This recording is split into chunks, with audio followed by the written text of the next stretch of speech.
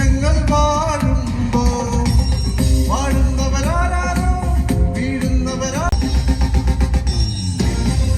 എല്ലാവർക്കും നമസ്കാരം. Bigg Boss Malayalam season 7 കോപ്പറേറ്റഡ് ബൈ JP കടന്നിരിക്കും പിരിഞ്ഞു പോയി. എന്തായാലും പറയാനുള്ളത്, ഇത്രയും കാലം ബിഗ് ബോസിൽ നിന്നല്ല. അനീഷിന്റെ ഫാൻസ് ഉണ്ട് ഇവിടെ, അനീഷിന്റെ ആരാധകരുണ്ട് ഇവിടെ.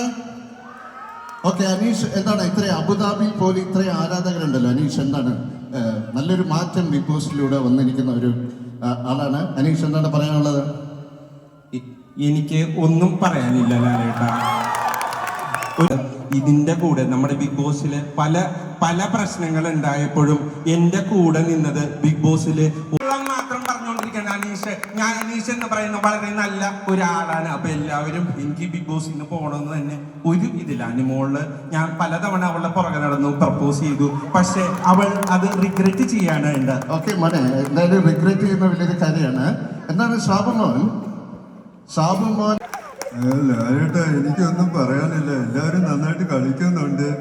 മാത്രമല്ല എന്റെ പ്രോട്ടീൻ മുട്ട ആരും അടിച്ചോണ്ട് പോയി.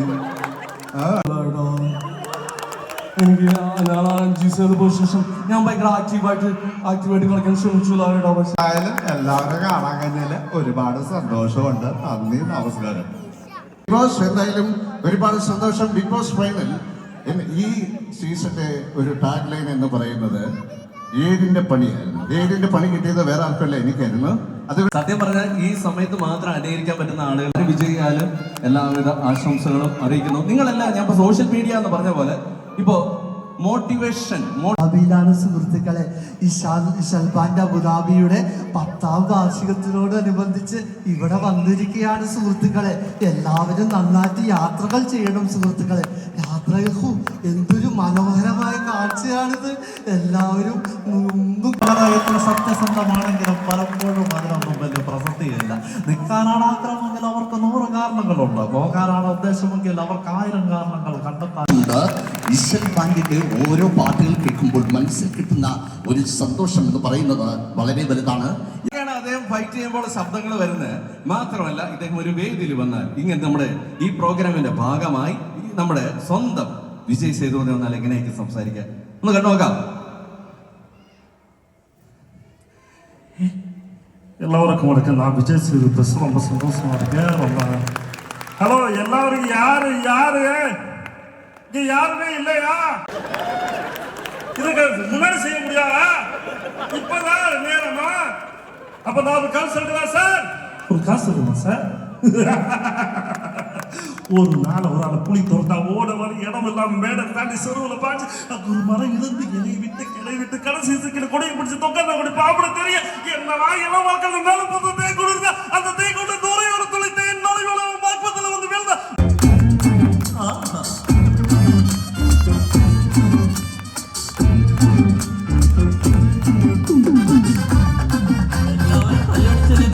അവസരമായ നടപടിയാണ്.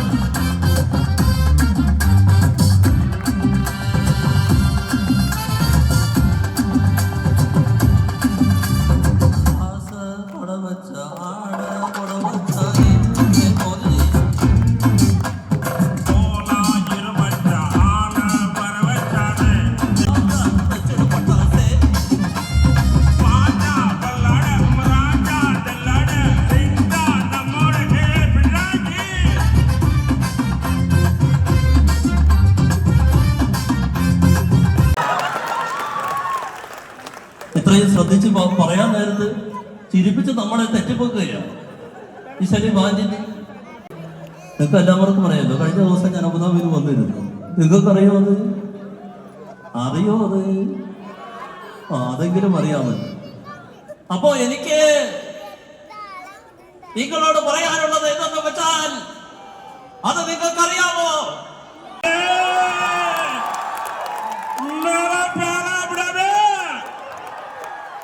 എനക്കറിയാമായിരുന്നു.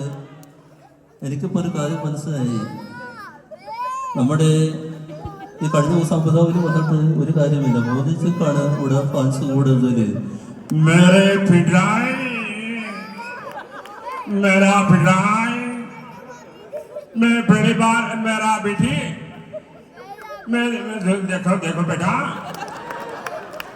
അതെ സാർ, ഇതാണ് ഏറ്റവും വലിയ പ്രശ്നം.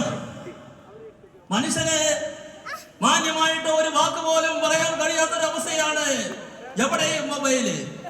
നിങ്ങൾക്ക് നാണമുണ്ടോ? പ്രധാനമന്ത്രി പറഞ്ഞിട്ട് പോലും അത് മാറ്റി വയ്ക്കാനുള്ള ഒരു മര്യാദ കാണിക്കാതിരിക്കുന്നത് എന്തൊരു മോശപ്പെട്ട ഒരു കാര്യമാണ്. അപ്പൊ അതിനെ വേണമെങ്കിൽ തങ്കനെ വിളിച്ചോണ്ട് വരാം. ഞാൻ തങ്കനെ വിളിച്ചോണ്ട് വരട്ടെ. നീ പ്രധാനമന്ത്രി കേൾക്കില്ല. നിനക്കെന്നെ അറിയോ? നീ തങ്ങനെ അറിയോ? ഒരുപാട് സന്തോഷമുണ്ട് നിങ്ങൾ എല്ലാവരും കാണാൻ. എന്തായാലും നല്ല രീതിയിൽ സ്വന്തം നമ്മുടെ നസ്ലിൻ വന്നിട്ടുണ്ട്. നസ്ലിന്റെ ഫോട്ടോ ഉണ്ടോ? നസ്ലിന്റെ ഫോട്ടോ. നമസ്കാരം, ഹായ് ചേട്ടാ. ഞാൻ പറഞ്ഞില്ലേ ഞാൻ വന്ന കൈയടിക്കുന്നു. എനിക്കുണ്ട് ഫാൻസ് ഇവിടെ. എല്ലാവരും കൈയടിക്ക്, കൂവ്. അതാണ് നമുക്ക് വേണ്ടത്. ആ കാണിച്ചു കൊടുക്കാൻ. ചേട്ടന്റെ അടുത്ത് എനിക്കൊരു സങ്കടം പറയാനുണ്ട്. കരഞ്ഞല്ല, ഉള്ളിലെ വേദനയാണ്. ചേട്ടാ ഒരു കാര്യം പറഞ്ഞു. നമ്മളെ ഫോൺ ആരാണ്? ഇത്രയും വലിയൊരു പരാജയം മഹേഷ് കുഞ്ഞിന്റെ ജീവിതത്തിൽ കിട്ടാനില്ല. നിനക്ക് ഒരു സ്ഥലത്ത് ഇരുന്ന് നിനക്ക് പരിപാടി കണ്ടുകൊണ്ടാണോ പോലെ? നീ ഫുൾ ടൈം ഈ രഘുവരന്റെ ഹൗസ് എന്താണ് ചെയ്യണേ?